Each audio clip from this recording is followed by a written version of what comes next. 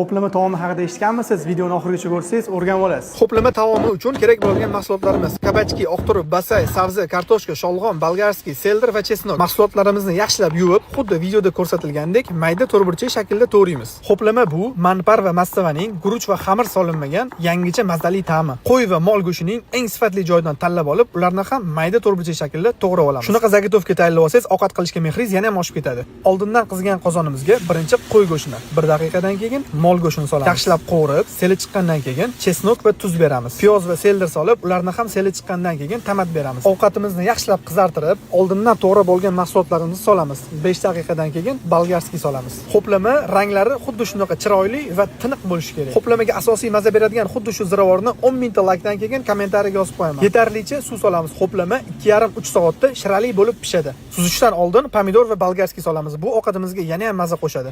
Videoga like bosib, menga podpiska bo'lib qo'yinglar. Hammaga rahmat.